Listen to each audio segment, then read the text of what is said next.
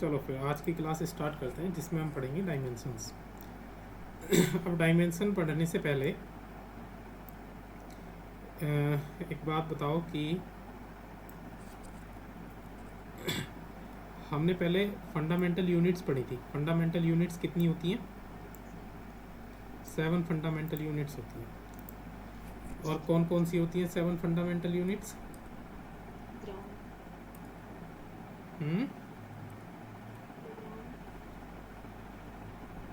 Fundamental units kilogram,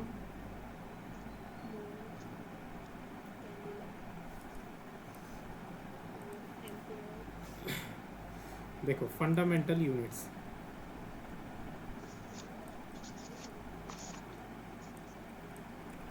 fundamental जो units थी वो हमने पढ़ी थी। एक तो लेंथ की, लेंथ एक फंडामेंटल यूनिट है जिसकी यूनिट क्या होती है? फंडामेंटल क्वांटिटी है जिसकी यूनिट क्या होती है?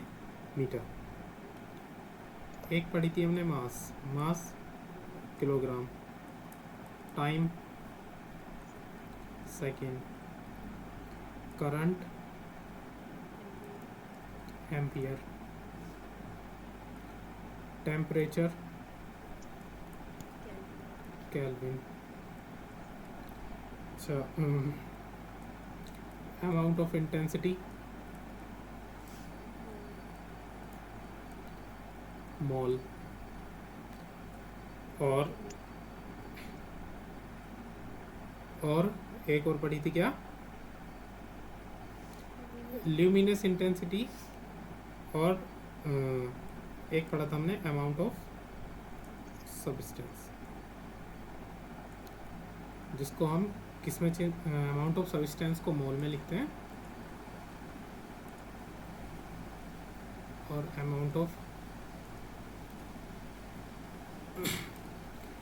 ऑफ इंटेंसिटी क्या होती है? कैंडिला, और amount of substance mole.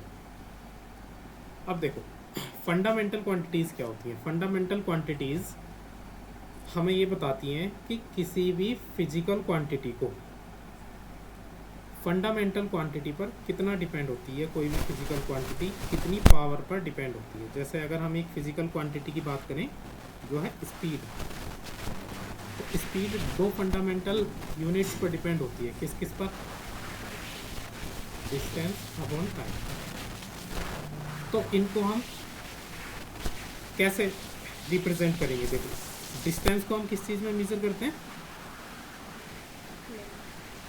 Distance हम बोल सकते हैं डिस्टेंस एक लेंथ है, और लेंथ को लिखेंगे हम एल, और टाइम को लिखते हैं हम टी। ये इनके डायमेंशंस अभी आगे पढ़ेंगे। तो ये डिस्टेंस तो एक ही डिस्टेंस पर तो ये डिपेंड है, तो एल की पावर 1 अपॉन टाइम की भी एक पर ही डिपेंड है, तो एल की पावर टी है। इसको अगर टी को ऊपर लेकर के आएंगे तो एल और टी की पावर -1 हो जाएगा। ये मैथ में पढ़ा है, किसी भी नंबर को नीचे से ऊपर लेकर के आते हैं तो -1 हो जाती है पावर। अब देखो जैसे एक और बात कर लेते हैं, acceleration.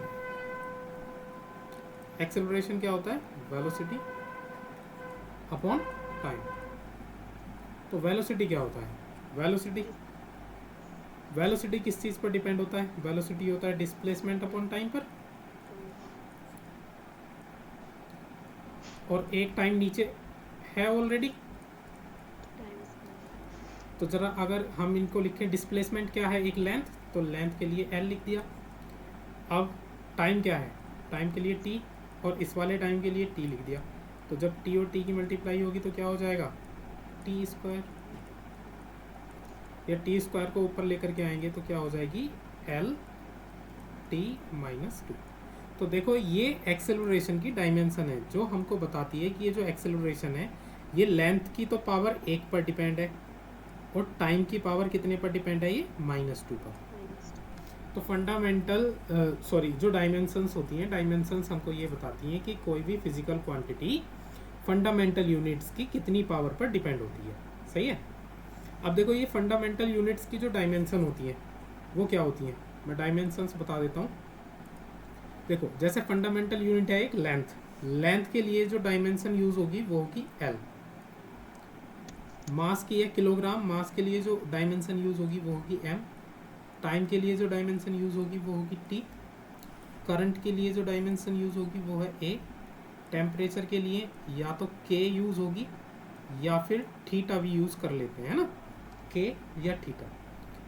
Luminous amount of intensity, luminous intensity के लिए यूज करेंगे हम कैंडिला के लिए कैन या C D, candela C D लिख देते हैं, और इसके लिए MOL मोल। ये इनकी डायमेंशंस हैं, ध्यान रखोगे।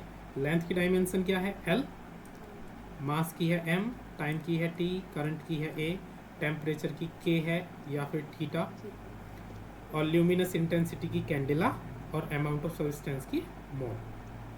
तो देखो बात करें अगर डायमेंशंस की, तो डायमेंशंस क्या होती हैं, ये हमें बताती हैं कि कोई भी फिजिकल क्वांटिटी फंडामेंटल यूनिट्स की कितनी पावर पर डिपेंड है। अगर हम जर्नल डायमेंशन फॉर्मूला का बात करें, जो डायमेंशनल फॉर्मूला होता है,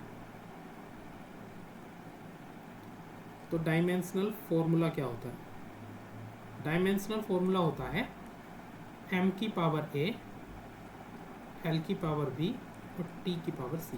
यहाँ पे a b c जो हैं ये पावर्स हैं, और m l और t क्या है, ये फंडामेंटल यूनिट्स की डायमेंशन, कि फंडामेंटल यूनिट्स की कितनी पावर पर डिपेंड करेगी। ये a b और c की पावर अलग अलग हो सकती है, जैसे अभी पीछे आया ना कि यहाँ पे m की पावर बना, l की पावर बना है और t की पावर -2 आया है ना, तो ये a b c इसको रिप्रेजेंट कर रहा है। अब देखो किसी भी चीज़ की डायमेंशन लिखने के लिए कुछ पॉइंट्स हमको ध्यान रखने हैं कि जो डायमेंशंस होती हैं वो हम कैसे रिप्रेजेंट करेंगे। सबसे पहला पॉइंट कि जो डायमेंशन होती हैं किसी भी फिजिकल क्वांटिटी की, जो डायमेंशन होती है वो डिपेंड नहीं करती, किस पर डिपेंड नहीं करती, सिस्टम ऑफ यूनिट्स पर। सिस्टम ऑफ यूनिट्स का मतलब, अगर हम किसी भी चीज़ को, मान लो मैंने लेंथ को एक बार तो नाप लिया सेंटीमीटर में, है ना, या पहले एक बार नाप लिया हमने मीटर में, दूसरी बार नाप लिया हमने सेंटीमीटर में तो 100 सेंटीमीटर, और तीसरी बार हमने मेज़र कर लिया उसको मिलीमीटर में तो 1000 मिलीमीटर। अब ज़रा मुझे ये बताओ, ये तीनों अलग अलग सिस्टम में मेज़र करी गई है, एक मीटर में करी गई है, एक सेंटीमीटर में करी गई है और एक मिलीमीटर में करी गई है, क्या इनकी डायमेंशन पर कोई फ़र्क पड़ेगा? है तो तीनों की तीनों लेंथ, और लेंथ के लिए हम डायमेंशन क्या यूज़ करते हैं, L। समझ में आया कि हम किसी भी फिजिकल क्वांटिटी को किसी भी सिस्टम ऑफ यूनिट्स में मेज़र कर लें, उसकी डायमेंशन पर कोई फ़र्क नहीं पड़ता, क्योंकि वो अगर मीटर में करें, सेंटीमीटर में करें, मिलीमीटर में करें, रहेगी तो वो लेंथ ही, और लेंथ का डायमेंशन फॉर्मूला क्या है, L। तो ये था पहला रूल। दूसरा कॉन्सेप्ट देखो, जो प्योर नंबर्स होते हैं उनकी डायमेंशंस नहीं होती। जैसे मान लो कहीं 2 आया, 3 आया, 4 आया, तो इनकी कोई भी डायमेंशन नहीं होगी, ये डायमेंशन लेस है। समझ में आया? और कुछ रेशियो होते हैं, रेशियो जैसे रिफ्रैक्टिव इंडेक्स, रिलेटिव डेंसिटी और स्ट्रेन, इनकी भी कोई डायमेंशन नहीं होती। जैसे मैं बताऊं ये क्या है, रिफ्रैक्टिव इंडेक्स, रिलेटिव डेंसिटी, ये हम पढ़ेंगे फिजिक्स में। जैसे स्ट्रेन बताऊं ना, स्ट्रेन, तो स्ट्रेन का एक फॉर्मूला होता है, वो होता है change in length upon original length.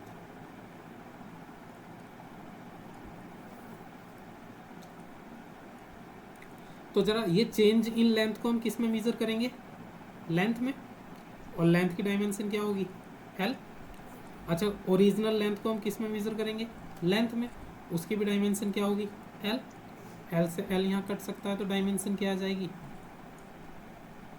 0 dimension. मतलब हम बोल सकते हैं कि ये क्या है, डायमेंशन लेस। समझ में आया कि एक तो जो प्योर नंबर्स होते हैं वो डायमेंशन लेस होते हैं, और जो सेम चीज़ के रेशियोज होते हैं जैसे रिफ्रैक्टिव इंडेक्स, ठीक है, रिफ्रैक्टिव इंडेक्स किस चीज़ का रेशियो है, लाइट की स्पीड का रेशियो है, 10th में पढ़ा होगा, speed of light in medium upon speed of light in vacuum. तो दोनों में स्पीड ऑफ लाइट है, तो कोई भी डायमेंशन नहीं होगी। समझ में आया? एक तो प्योर नंबर्स जो होते हैं उनकी कोई डायमेंशन नहीं होती, और जो रेशियोज होते हैं उनकी कोई डायमेंशन नहीं होती। थर्ड वाला कॉन्सेप्ट क्या है इसका, similar dimension can be added और subtracted but it does not change the dimension. जो एक जैसी डायमेंशंस होती हैं उनको हम सब्ट्रैक्ट भी कर सकते हैं और उनको हम ऐड भी कर सकते हैं, वो डायमेंशन पर कोई चेंज नहीं होगा। देखो जैसे अगर हम 5 किलोग्राम और 6 किलोग्राम को ऐड करेंगे तो कितना आएगा, 11 किलोग्राम आएगा। यहाँ पे किलोग्राम की डायमेंशन क्या है, एल, और यहाँ पे भी किलोग्राम की डायमेंशन क्या है, एल, और यहाँ पे भी किलोग्राम की डायमेंशन क्या है, एल। क्या डायमेंशन चेंज हुई, नहीं हुई ना डायमेंशन चेंज। कहने का मतलब क्या है, अगर हम सिमिलर डायमेंशंस वाली चीज़ों को ऐड करेंगे या सब्ट्रैक्ट करेंगे तो डायमेंशन चेंज नहीं होगी। समझ में आया। चलो फोर्थ वाला कॉन्सेप्ट क्या है, फोर्थ वाला कॉन्सेप्ट है कि जो लॉगरिथम फंक्शन होते हैं, जैसे log x, मैथ में पढ़ रहे हो log x है ना, ये भी एक डायमेंशन लेस है। e की पावर x ये भी डायमेंशन लेस है, मतलब इनकी कोई भी डायमेंशन नहीं होती है। समझ में आया इतना। चलो अगला, पावर्स आर डायमेंशन लेस। जो पावर्स होती है, पावर्स मतलब किसी भी नंबर की पावर, जैसे x की पावर a लिख दिया तो यहाँ पे ये a जो है वो x की पावर है, तो जो a है ये डायमेंशन लेस क्वांटिटी होगी। हो सकता है कि जो ये नंबर है इसकी डायमेंशन हो सकती है, लेकिन जो भी पावर होगी वो डायमेंशन लेस होगी, उसकी कोई भी डायमेंशन नहीं होगी। कहने का मतलब पावर्स की कोई भी डायमेंशन नहीं होती। समझ में आया। ओके चलो अगला टॉपिक, अगला रूल क्या है, dimensions of two physical quantity may be same but the quantities need not be similar. ध्यान रखना, मोस्ट इंपोर्टेंट है। दो क्वांटिटी की डायमेंशन सेम हो सकती हैं, लेकिन जरूरी नहीं है कि वो दोनों क्वांटिटी सेम हो या सिमिलर हो। जैसे मैं बात करता हूँ पोटेंशियल एनर्जी, पोटेंशियल एनर्जी का फॉर्मूला होता है क्या, mgh। और दूसरा बात करता हूँ मैं काइनेटिक एनर्जी, इसका फॉर्मूला क्या होता है, 1/2 mv²। दोनों क्वांटिटी सेम है, लेकिन इन दोनों की डायमेंशन अलग है, और इन दोनों की डायमेंशन है ml2 t-2। अभी डायमेंशंस निकालना सीखेंगे कैसे निकालें, सही है। अभी मैं केवल बता रहा हूँ कि दो क्वांटिटीज़ की डायमेंशन सेम हो सकती हैं, लेकिन वो डायमेंशंस अलग अलग। ऐसा ज़रूरी नहीं है कि वो डायमेंशन भी सेम, मतलब यूनिट भी सेम हो। डायमेंशन सेम हो सकती हैं, लेकिन वो क्वांटिटी अलग अलग हो सकती है। मतलब टू डिफरेंट फिजिकल क्वांटिटीज़ की डायमेंशन सेम हो सकती है। जैसे यहाँ पे ये था एक पोटेंशियल एनर्जी और ये था काइनेटिक एनर्जी, दोनों अलग अलग क्वांटिटीज़ हैं, लेकिन इन दोनों की जो डायमेंशन है वो सेम है। समझ में आया। और इसका जो लास्ट पॉइंट है वो देखते हैं, dimensionless quantity may have unit but unitless quantities are dimensionless. देखो ये भी मोस्ट इंपॉर्टेंट है, कभी कभी एमसीक्यू में पूछ लिया जाता है।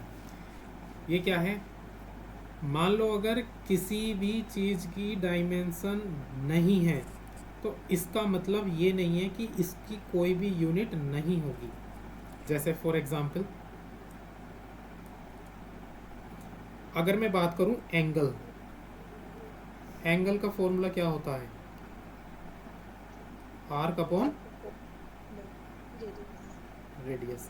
अच्छा आर्क को हम किस चीज़ में मेज़र करेंगे, लेंथ। रेडियस को किस चीज़ में मेज़र करेंगे,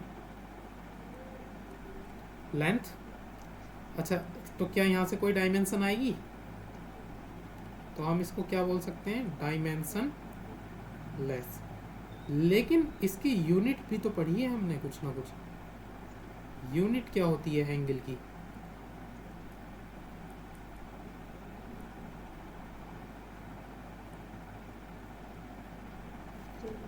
पढ़ी थी। देखो इस क्वांटिटी की यूनिट तो है रेडियन, लेकिन इसकी कोई भी डायमेंशन, तो यही दिया हुआ है इसमें कि डायमेंशन लेस क्वांटिटीज़ की यूनिट हो सकती हैं। एंगल एक डायमेंशन लेस क्वांटिटी है, लेकिन इसकी अपनी एक यूनिट है, वो है रेडियन। लेकिन जो जिन क्वांटिटी की what unitless quantities are dimensionless, लेकिन अगर किसी भी क्वांटिटी की यूनिट नहीं होगी तो उसकी डायमेंशन भी नहीं होगी। जैसे क्या बोलते हैं, अगर हम किसी चीज को कंपेयर करेंगे, सही है ना, रिफ्रैक्टिव इंडेक्स की बात करें, रिफ्रैक्टिव इंडेक्स क्या होता है, स्पीड ही होती है, ऊपर भी नीचे भी, speed of light in vacuum, speed of light in medium, यही होती है ना। तो देखो यहाँ से क्या कोई यूनिट आएगी, रिफ्रैक्टिव इंडेक्स की कोई यूनिट नहीं होगी। रिफ्रैक्टिव इंडेक्स की केवल एक वैल्यू होती है, उसकी कोई भी यूनिट नहीं होती, इसलिए इसकी भी कोई डायमेंशन नहीं होती। ये समझ में आया पॉइंट? चलो पॉइंट इतने ही थे। अब हम कुछ डायमेंशंस निकालेंगे। अब एक कॉपी और एक पेन लेके बैठ जाना है। बहुत सारे डायमेंशंस हैं, इनको बारी बारी से निकालना है, मोस्ट इम्पोर्टेंट है, और ये यूज़ होंगी फिजिक्स में, पूरी फिजिक्स में यूज़ होंगी ये, और पूछी भी जाती हैं एमसीक्यूज में। चलो देखो, सबसे पहला है एरिया। एरिया क्या होता है, लेंथ इनटू ब्रेथ। अच्छा, लेंथ को हम किस चीज़ में मेजर करते हैं, लेंथ में, और ब्रेथ को किस चीज़ में मेजर करेंगे, तो इसकी डायमेंशन क्या होगी, L2। स्क्वायर नहीं बोलते, L2 बोलेंगे, है ना, नंबर्स को ऐसे ही पढ़ेंगे, L2। देखो जो डायमेंशन का फॉर्मूला है, डायमेंशन का फॉर्मूला मैंने क्या बताया था, m की पावर a, l की पावर b और t की पावर c। लेकिन यहाँ पे ये किसकी टर्म में लिखा हुआ है, केवल l की टर्म में। हमें m और t भी तो चाहिए, तो क्या यहाँ पर m है, नहीं, तो m की पावर लिख देंगे 0। l है, हाँ, l की पावर कितनी है 2, तो ऐसे ही लिख दिया। क्या यहाँ पर t है, नहीं, तो t की पावर कितनी लिख देंगे, 0। ये हुआ इसका पूरा डायमेंशनल फॉर्मूला। समझ में आया, m0 l2 t0। चलो दूसरा, ऐसी वॉल्यूम की निकालो।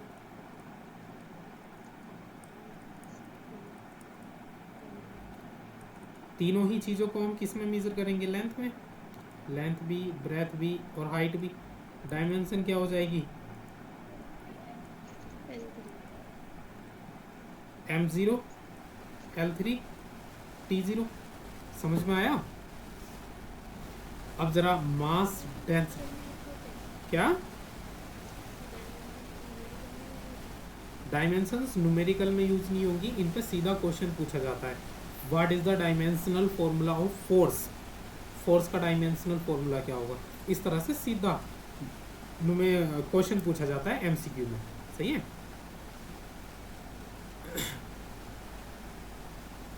अब आगे की जरा ये निकालो, मास डेंसिटी फॉर्मूला। फॉर्मूला इनका आगे लिखा हुआ है, मास डेंसिटी का मास अपॉन वॉल्यूम होता है, फ्रीक्वेंसी 1 अपॉन टाइम पीरियड।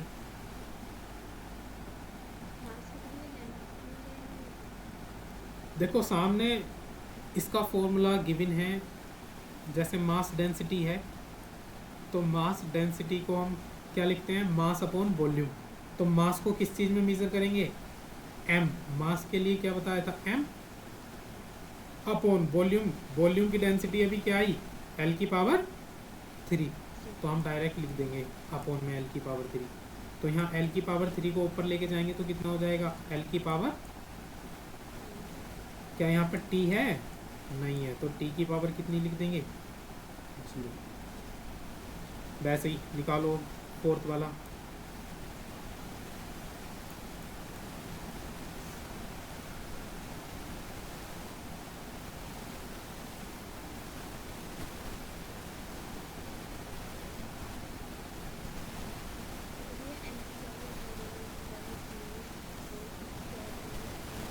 हाँ बिल्कुल, देखो 1 अपॉन टी होता है ना, और t की डायमेंशन क्या होती है, t ही होती है। इसको ऊपर लेके जाएंगे तो t की पावर -1 आएगी, और इसको पूरा डायमेंशनल फॉर्मूला लिखेंगे तो क्या हो जाएगा, m0 l0 और t की पावर -1। फिफ्थ वाला देखो, फिफ्थ वाला वेलोसिटी या स्पीड किसी के भी पूछ ले तो क्या होती है, डिस्प्लेसमेंट। डिस्प्लेसमेंट को किस चीज़ में मेजर करेंगे, लेंथ में, अपॉन टाइम को किस चीज़ में मेजर करेंगे, t में। तो ये क्या हो जाएगी, l, t को ऊपर लेकर जाएंगे तो माइनस।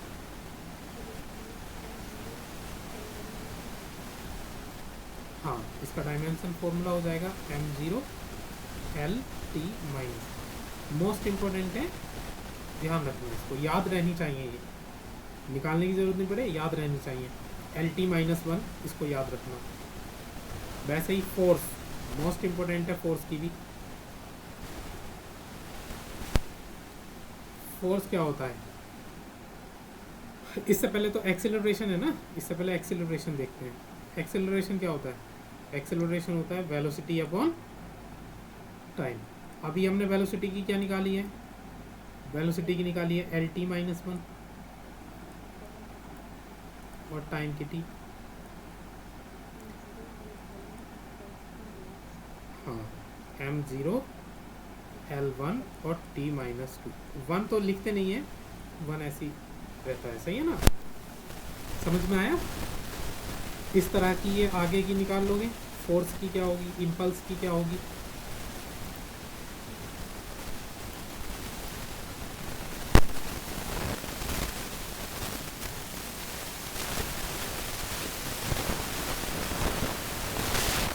सही है, ये तुम्हारा होमवर्क है, कौन कौन सा निकालना। एक तो फोर्स, ये होमवर्क है, ये होमवर्क, ये होमवर्क से करना। आगे देखो, मोमेंटम, मोमेंटम की क्या होगी। देखो मोमेंटम का फॉर्मूला क्या है, मास इनटू वेलोसिटी। मास की क्या होती है m, और वेलोसिटी की याद हुई क्या होती है एल टी माइनस वन। तो क्या हो जाएगी M L T minus 12। Pressure, pressure क्या होता है, फोर्स अपॉन एरिया। तो पहले फोर्स की निकाल लेते हैं ना, फोर्स की अभी निकाली नहीं है हमने, हैं। फोर्स होता है क्या, मास इनटू एक्सेलरेशन। मास की क्या होती है m, और एक्सेलरेशन की क्या होती है एल टी माइनस टू। देखो ध्यान रखना, वेलोसिटी की तो होती है एल टी माइनस वन, और एक्सेलरेशन की होती है एल टी माइनस टू। तो ऐसे याद रहेंगी। अब देखो फोर्स की क्या हो जाएगी M L T minus two, ये फोर्स की हो जाएगी, समझ में आया। अब ऐसी 12 वाले क्वेश्चन में हमसे पूछा है क्या, प्रेशर। तो प्रेशर क्या होता है, फोर्स अपॉन एरिया। फोर्स की क्या है M L T minus two, upon area क्या है L2, एरिया की यही तो होती है। अब देखो बताओ जरा कितना बचेगा, m तो ऐसे ही रहेगा, ऊपर L1 है नीचे 2 है, तो 2 को ऊपर लेकर के जाओगे तो 1 में से 2 माइनस होगा, तो कितना बचेगा L की पावर माइनस वन और T की पावर माइनस टू। ये होगी डायमेंशन इसकी। चलो, और इसमें से अगर बात करें हम surface tension, surface tension, surface tension क्या होता है, फोर्स अपॉन लेंथ। तो फोर्स, फोर्स की अभी हमने निकाली है क्या होती है T माइनस टू, और लेंथ क्या होती है L। तो यहाँ से क्या हो जाएगी डायमेंशन M L0। देखो ऊपर भी 1 है नीचे भी 1 है, 1 में से 1 गया कितना हो जाएगा, समझ में आया नहीं, L0 T माइनस टू। समझ में आ रहा है। चलो अगला देखते हैं, बाकी ये होमवर्क से कर लेना जो रह गए हैं, जो ना हो वो मुझसे पूछ लेना। चलो इसमें से देखते हैं हम टॉर्क।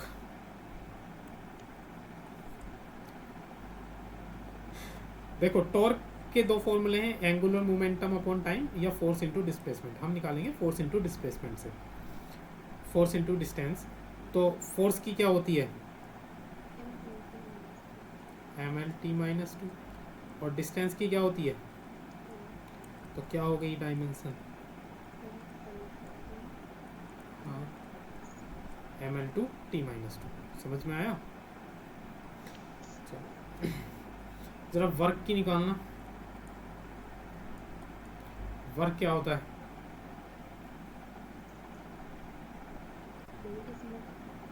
है। इसमें तो होना है ये क्या हुआ? वर्क का भी फॉर्मूला तो वर्क का फॉर्मूला नहीं पढ़ा तुमने? देखो वर्क और एनर्जी एक ही होता है। जब भी एनर्जी और वर्क के बारे में पूछा जाए हमेशा हमें एनर्जी पता होना चाहिए। या हमने तो वर्क डन का फॉर्मूला भी पढ़ा होगा। पावर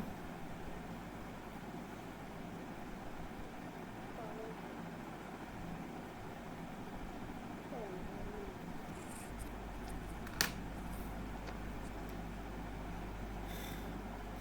वर्क का फॉर्मूला होता है P upon T, power per unit time.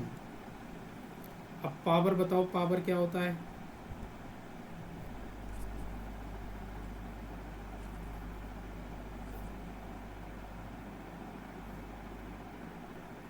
पता नहीं। पता नहीं। पावर होता है फोर्स अपॉन एरिया, और नीचे टी। अब निकालो इसकी डायमेंशन।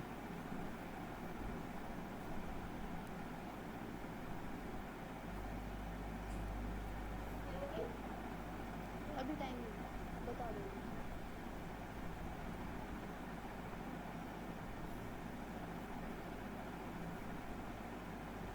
ये हो जाएगा पूरा एम एल -1 और टी -3। चेक करते हैं, गलत लग रही है मुझे। देखो फोर्स की क्या होती है? M L minus T one minus two upon area क्या होता है, फोर्स एरिया और टाइम क्या होता है? टी।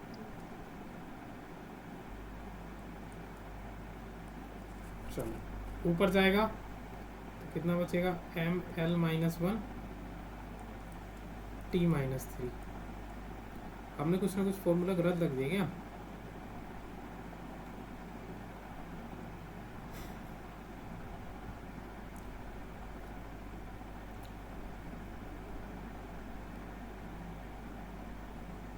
नहीं, कुछ तो गलत रख दिया हमने इसमें। एक मिनट रुको, दूसरे फॉर्मूले से बताना पड़ेगा। ये गलत है, ये नहीं होती है इसकी।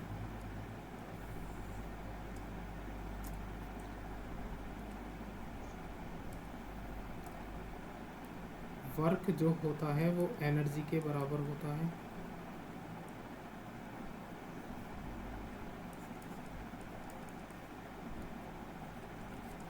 और एनर्जी चाहे पोटेंशियल एनर्जी हो चाहे काइनेटिक एनर्जी हो, वर्क डन का हमें एक फॉर्मूला पता होगा, फोर्स इनटू डिस्प्लेसमेंट।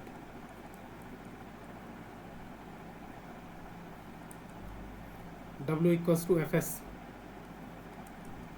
फोर्स की क्या होती है? M L T -2। वो फॉर्मूला हमने गलत रख दिया था कहीं ना कहीं।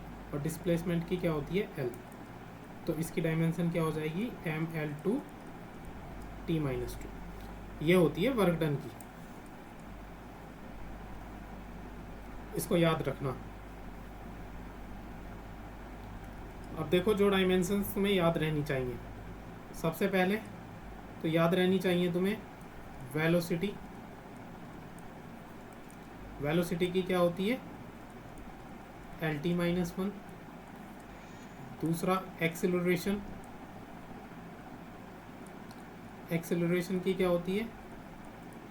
L T -2। तीसरा फोर्स। फोर्स की क्या होती है? M L T minus -2। M L T -2। एक पता होनी चाहिए, वर्क या एनर्जी हो, क्या होती है? M L two T -2। अब मैंने बताया कि वर्क और एनर्जी सेम ही होती है।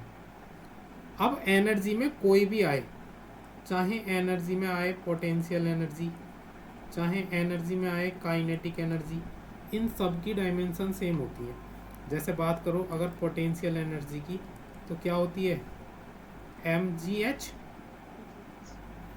एम की क्या हो जाएगी एम।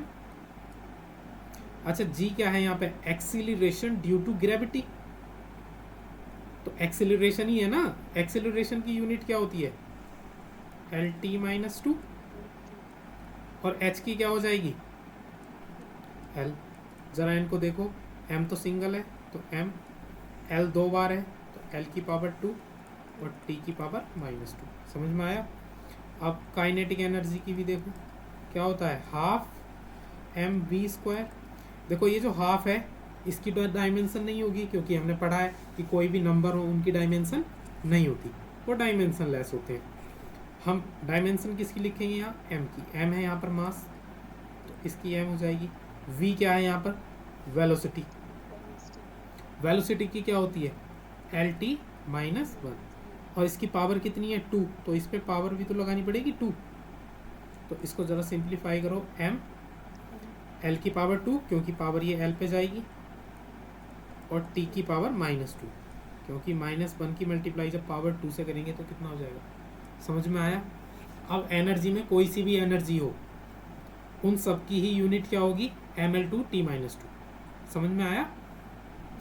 चलो देखो ये लिखा हुआ है फॉर्मूला, वैसे काइनेटिक एनर्जी और पोटेंशियल एनर्जी का निकाल लिया हमने। अब बाकी ये जितनी भी डायमेंशंस हैं इनको घर पे बैठ के ट्राई करना, मोस्ट इंपॉर्टेंट ये डायमेंशंस हैं सब। 36 से क्रिटिकल वेलोसिटी, इसको मैं बता दूंगा, क्रिटिकल वेलोसिटी है ये, रेनॉल्ड्स नंबर होता है, इसकी तो कोई डायमेंशन नहीं होती, ये तो एक नंबर है, सही है। Coefficient of viscosity, coefficient of viscosity हमने देखो पिछली स्लाइड में, जब तुम जाओगे पिछली स्लाइड में तो वहाँ पे कोफिशिएंट ऑफ विस्कोसिटी की यहाँ से तुम डायमेंशन कैलकुलेट करोगे। पहले इसका फॉर्मूला दिया हुआ है force upon area multiply velocity gradient, ठीक है। नहीं वेलोसिटी ग्रेडियंट वेलोसिटी नहीं है, वेलोसिटी ग्रेडियंट भी अब तुम इससे पहले निकालोगे, इसमें दे रखा होगा ग्रेडियंट, कहीं तो दे रखा होगा इसमें, एक जगह मैंने पढ़ा था। अच्छा रेडियस ऑफ गायरेशन है, देखो ग्रेडियंट क्या होता है, वेलोसिटी ग्रेडियंट मैं बता देता हूँ, चलो फॉर्मूला इसका।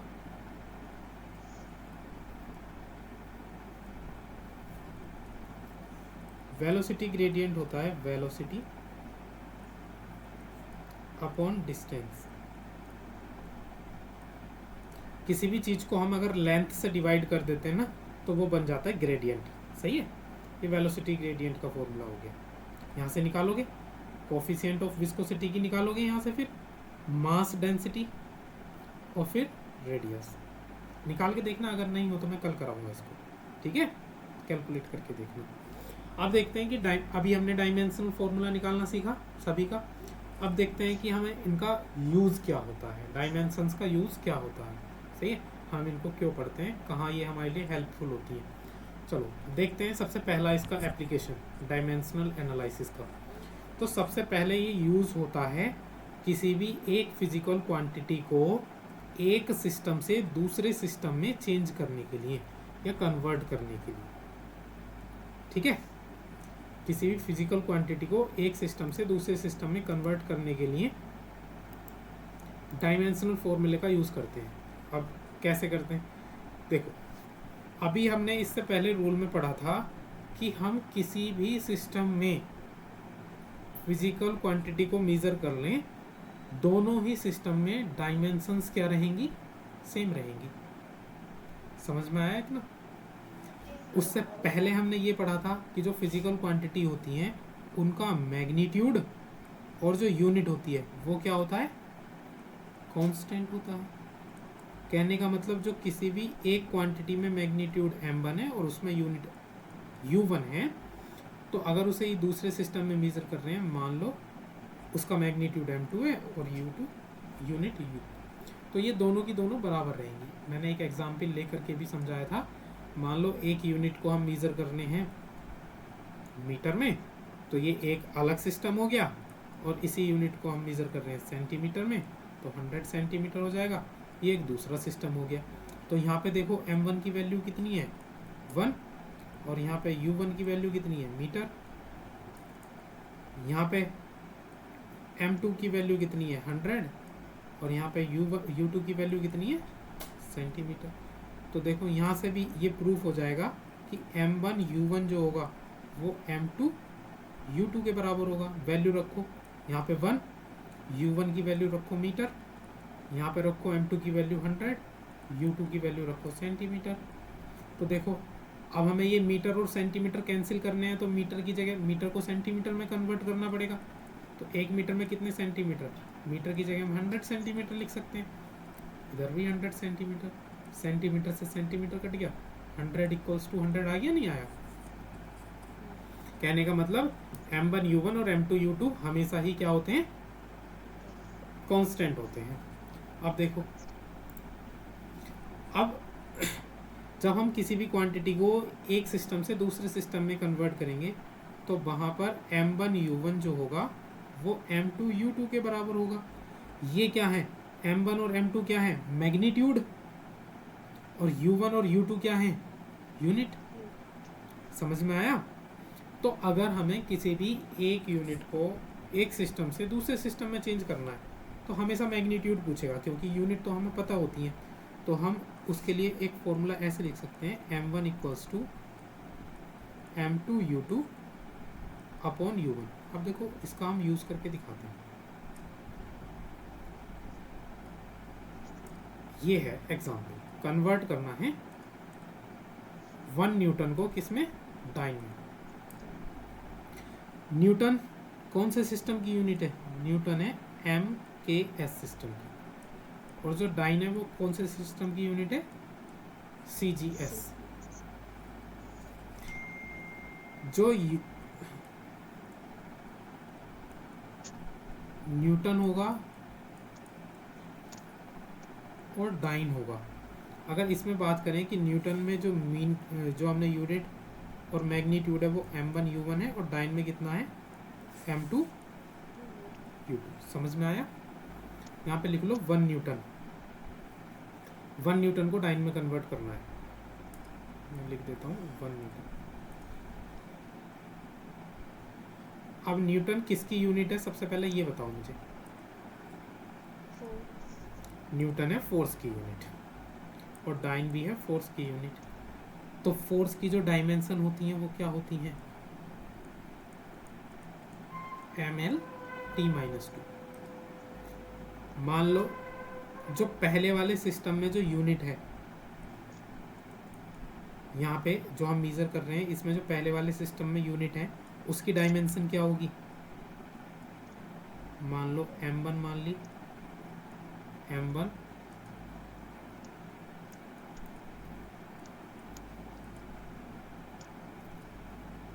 m की पावर a, l की पावर b और t की power c।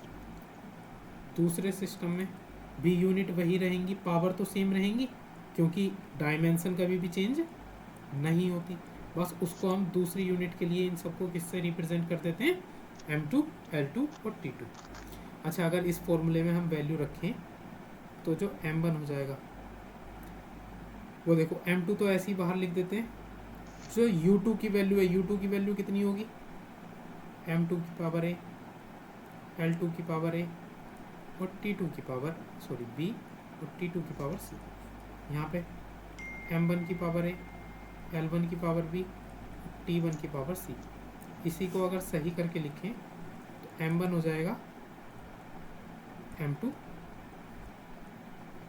m2 upon m1 की पावर a,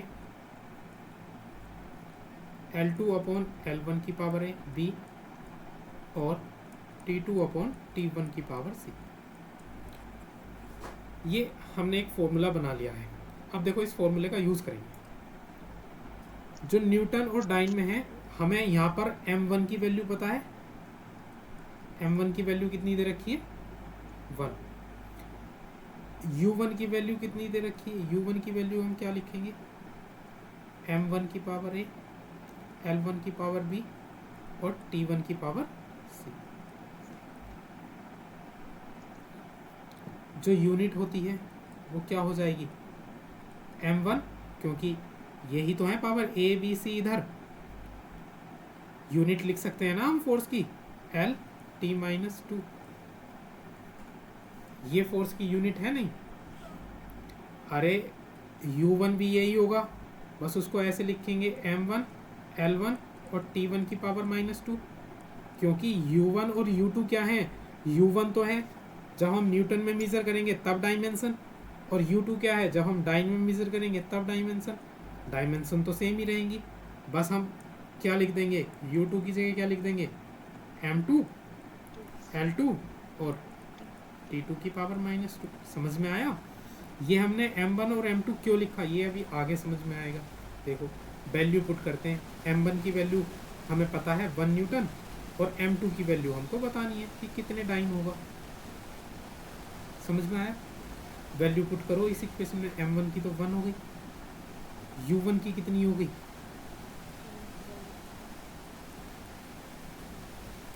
m2 हमें निकालना है, u2 की कितनी हो गई? m2 l2 और t-2। समझ में आया? अब देखो जब हमें m2 की वैल्यू निकालनी है तो m2 को एक तरफ लिख दो और बाकी ये इसके नीचे आ जाएगा अपोन में। तो इसको अलग अलग करके लिख सकता हूँ कि m1 के अपोन में तो m2 ले आया मैं, l1 के अपोन में l2 ले आया, और t1 के अपोन में t2 ले आया, और इन दोनों की पावर -2 लगा दी मैंने कंबाइन करके, क्योंकि दोनों ही जगह t की पावर -2 है। समझ में आया इतना? अब देखो ये m1 m2 l1 l2 t1 t2 ये हमने क्यों लिखा? अब हम इनको लिखेंगे सही करके। देखो जो m1 है वो m1 कौन सी यूनिट में है? mks। और जो m2 है वो कौन सी यूनिट में है? cgs। अब जरा मुझे ये बताओ कि जब ये mks यूनिट में है m1, तो mks यूनिट में जो मास होता है वो किस चीज़ में मेजर होता है? किलोग्राम। तो इस m1 की जगह क्या लिखेंगे हम? किलोग्राम। ये जो m2 है ये cgs यूनिट वाला है, तो cgs यूनिट में मास किस चीज़ में मेजर होता है? मास सेंटीमीटर में कैसे मेजर हो जाएगा? ग्राम। cgs g फॉर ग्राम, तो ये ग्राम में होगा। चलो ठीक है। वैसे ही अब लेंथ पे आ जाते हैं। जो L1 है वो MKS में है, MKS में लेंथ किस चीज़ में मेजर होती है? मीटर। और अपोन में L2 है, CGS में लेंथ किस चीज़ में मेजर होती है? सेंटीमीटर। समझ में आ रहा है? अब टाइम में आ जाते हैं। टाइम तो दोनों में ही सेकंड में मेजर होता है, तो दोनों ही जगह क्या लिख देंगे? सेकंड। यहाँ तक कोई दिक्कत? देखो अब इसको कैलकुलेट करते हैं। m2 जो हो जाएगा, अब देखो हमें इनको काटने के लिए यूनिट को क्या करना पड़ेगा? सेम। जरा किलोग्राम को जब ग्राम में चेंज करेंगे तो क्या लिखेंगे? और अपोन में ग्राम रहेगा। मीटर को सेंटीमीटर में चेंज करेंगे तो क्या लिखेंगे?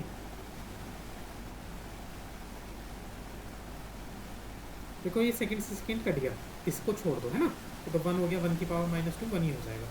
हमने यहाँ तक ये सोल्व कर लिया।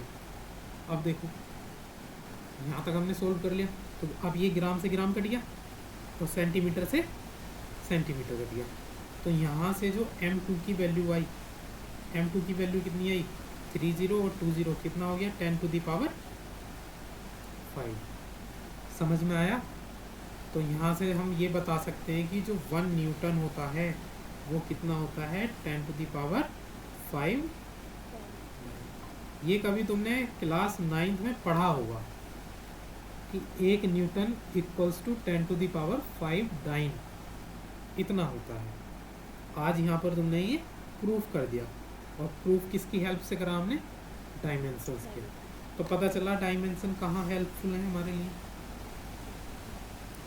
चलो अगर ये समझ में आया तो ज़रा इसको चेंज करो, किलोमीटर पर आवर को मीटर पर सेकंड में चेंज करना है कि डायमेंशंस के फॉर्मूले से।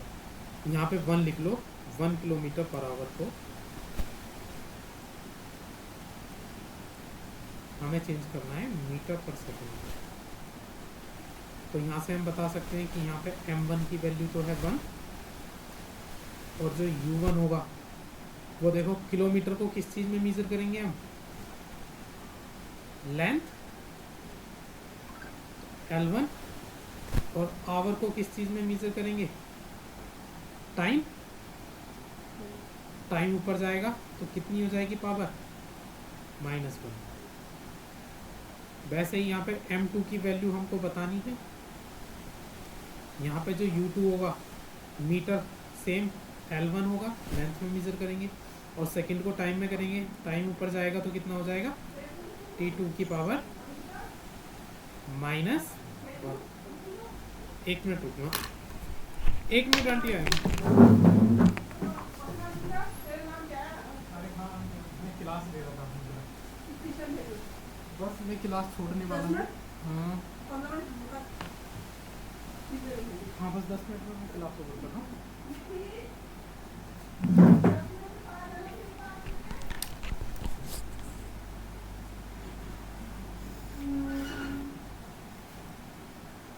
हाँ, तो एक कैलकुलेट हुआ, करो इसको, कैलकुलेट कर रहे हो।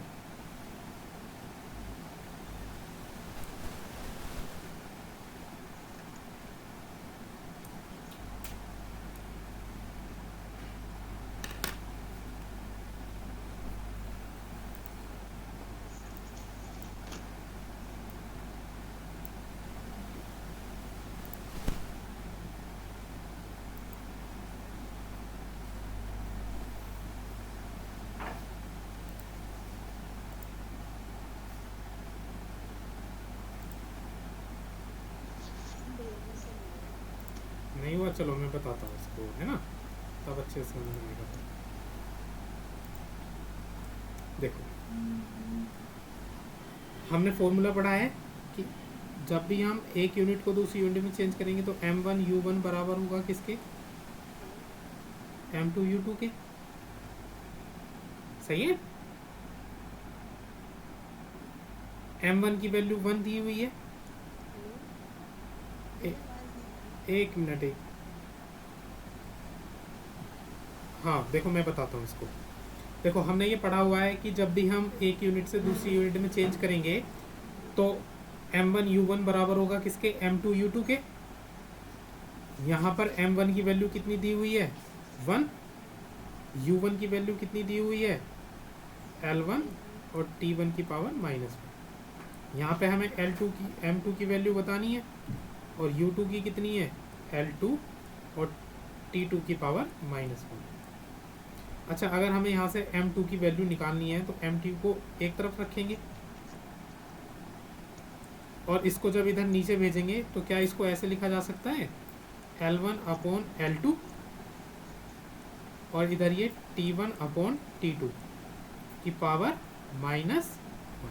अरे यहाँ तक समझ में आया। हमने इस वाले पोर्शन को इसके अपोन में भेज दिया तो इधर m2 बच गया। तो जब ये अपोन में गया तो L1 के अपोन में तो L2 लिख दिया हमने, और T1 के अपोन में T2 लिख दिया, और T1 और T2 की होल पावर -1 लगा दी इधर। समझ में आया। अब मुझे ज़रा ये बताओ, ये जो L1 है ये किस सिस्टम में हमने मेज़र करा है। L1 जो है वो किलोमीटर पर आवर वाला ही तो है ये। तो L1 को हमने किलोमीटर में मेज़र कराया नहीं, इधर देखो किलोमीटर में मेज़र कराया नहीं, और इधर L2 को हमने किस चीज़ में मेज़र कराया, मीटर में। बस ये वैल्यूज़ रखो। L1 को हमने मेज़र कराया किस चीज़ में, किलोमीटर, और L2 को हमने किस चीज़ में मेज़र कराया, मीटर। वैसे इधर T1 को किस चीज़ में मेज़र कराया हमने, आवर में। अरे इस चीज़ में ही तो कराए। और T2 को किस चीज़ में मेज़र कराया हमने, तो इसकी पावर -1। अब ज़रा इसको सॉल्व करेंगे तो यूनिट सेम करेंगे। तो किलोमीटर में कितने मीटर होते हैं, अपॉन मीटर। अच्छा देखो इसकी पावर -1 है, तो क्या मैं इसको पलट के लिख सकता हूँ इस तरह से, सेकेंड अपॉन आवर, है ना। अब ये पावर 1 हो गई, तो अब इसको छोड़ सकते हैं। अब इन दोनों की यूनिट सेम करेंगे, यहाँ मीटर से मीटर कट गया, तो यहाँ बचा हमारे पास 1000। अब यहाँ पे सेकंड को तो ऐसे ही रहने दो ऊपर, एक आवर में, आवर को सेकंड में चेंज करेंगे तो कितना होगा, 1 hour is equals to 3600 second. तो इधर लिख देंगे हम 3600 सेकेंड। चलो सेकंड से सेकंड कट गया, तो m2 क्या बचा हमारे पास, ऊपर बचा 1000 अपॉन नीचे बचा 3600। 2 0 से 2 0 कट गए, 5 2 से काटो, 2 5 10, और 2 से ये कटेगा कितनी बार, 18। तो जो m2 की वैल्यू आई वो कितनी आई, 5 अपॉन 18। तो यहाँ से हम क्या बता सकते हैं कि जो 1 किलोमीटर पर आवर होता है वो किसके बराबर होता है, 5 अपॉन 18 मीटर पर सेकंड के बराबर। अरे ये पढ़ा था पहले, आ गया। किस तरह से हम यूज़ करेंगे, इन दोनों क्वेश्चंस को घर से एक बार दोबारा करना। सॉल्यूशंस तो है तुम्हारे पास, अब मैं भेज दूंगा इसका सॉल्यूशन। समझ में नहीं आए दोबारा देखना, इस वीडियो को दोबारा देखना अगर समझ में नहीं आए, सही है। बहरहाल कल तक ये कॉन्सेप्ट क्लियर हो जाना चाहिए, अगर नहीं होता है तो मुझसे कल बताना, मैं कल को इस कॉन्सेप्ट को दोबारा बताऊंगा, ठीक है। अच्छे से रिवाइज करना।